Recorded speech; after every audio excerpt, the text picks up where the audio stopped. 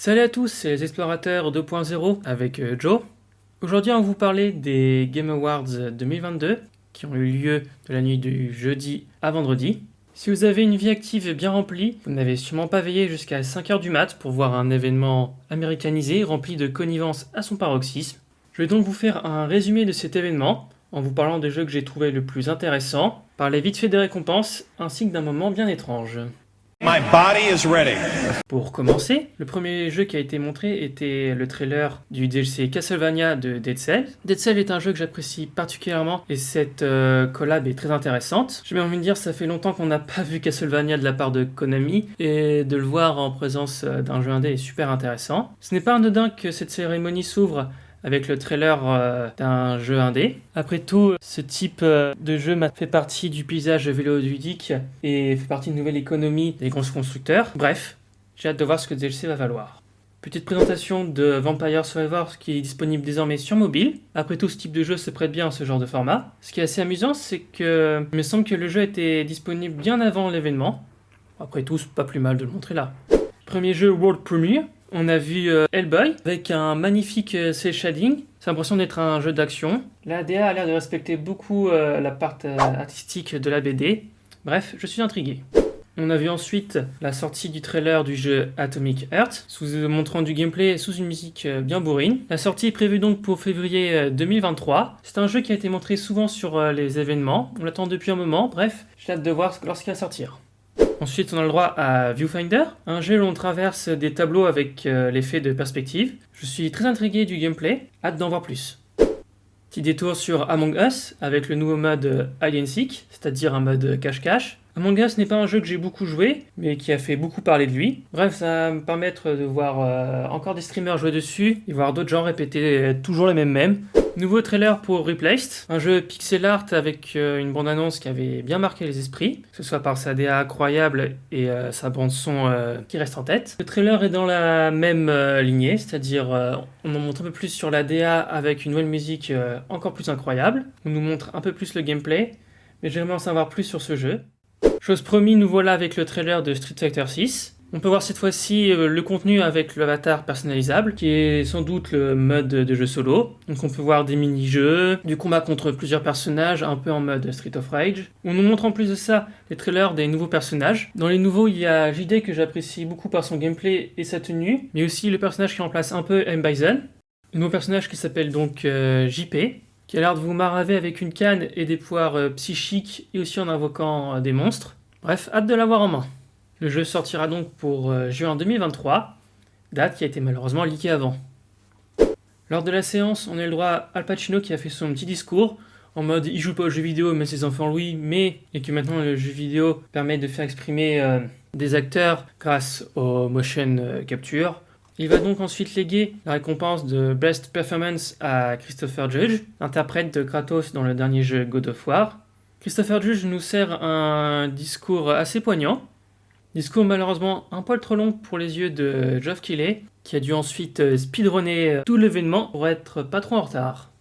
On nous montre après ensuite un trailer d'un nouveau jeu de Super Giant Games. En voyant l'ADA et comment le trailer se déroulait, je m'attendais à un DLC d'Hades, malgré que le studio ait clairement dit de pas continuer sur ce jeu. Et c'est à la fin qu'on se rend compte que c'est une suite d'Hades carrément, avec un nouveau personnage principal ainsi que de nouveaux PNJ. Hades a été pour moi l'un des meilleurs roguelikes que j'ai pu jouer et même l'un des meilleurs jeux indés. C'était une très bonne surprise et j'ai vraiment très hâte de pouvoir jouer à cette suite.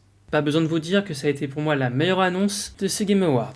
Ensuite, autre annonce, on nous a montré Bayonetta Origins, un jeu traitant des origines donc du dit personnage Bayonetta. Cependant, loin d'être un beat'em all bourrin, cette fois-ci on part sur un gros changement. Un jeu vu du dessus, un peu plus exploration avec une action beaucoup moins bourrine. La direction artistique a complètement changé. Ils sont sur un cel shading avec des couleurs un peu plus chatoyantes. Je suis vraiment intrigué et je trouve que c'est une façon super intéressante d'explorer la licence Bayonetta.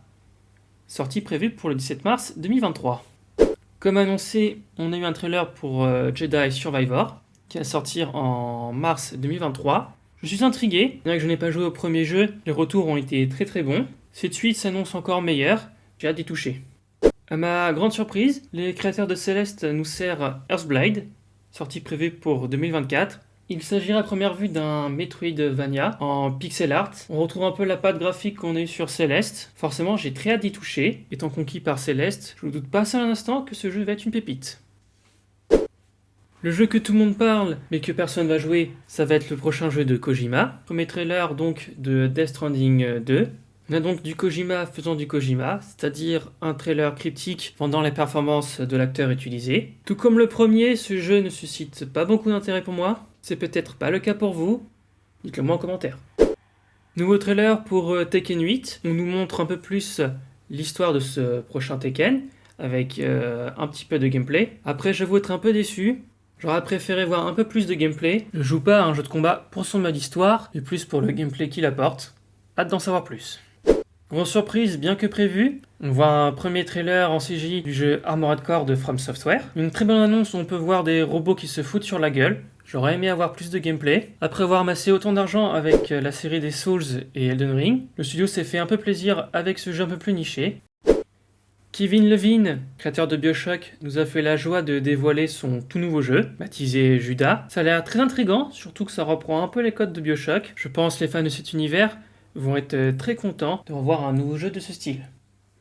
Bien sûr, difficile de ne pas oublier Diablo 4, qui nous montre un trailer très impressionnant en CGI. Le jeu me fait envie, malgré tous les efforts de Blizzard pour me dégoûter de leur licence. Niveau prix, God of War a reçu pas mal de récompenses, et à juste titre, comme le meilleur scénario, meilleure musique, meilleur audio design, meilleure performance comme dit avant avec Christopher Judge, innovation en matière d'accessibilité, et meilleur jeu d'action-aventure. FF14 reçoit le meilleur suivi de jeu ainsi que le meilleur support communautaire. Les Français ont été mis à l'honneur cette année grâce à Stray, qui remporte à la fois le titre du meilleur jeu indépendant et le meilleur premier jeu de l'année.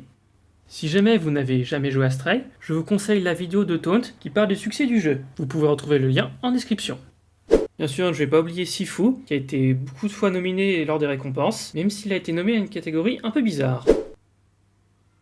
Bien sûr, ce qu'on attend le plus, c'est quel jeu va être le GOTY, et cette récompense a été donnée à Elden Ring, récompensé aussi pour être le meilleur RPG de l'année et aussi possédant la meilleure direction artistique. Même si les autres jeux nommés méritaient aussi le GOTY, je suis très content pour Elden Ring. Moi je vous demande, est-ce que Elden Ring méritait plus que God of War, Stray ou Horizon? Dites-le moi en commentaire. Et pour finir, gros moment gênant, Miyazaki se fait invade irréel comme sur Dark Souls ou Elden Ring.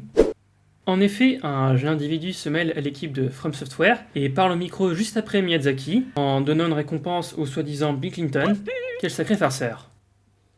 Cependant, je doute que Geoff Keighley apprécie vraiment la blague.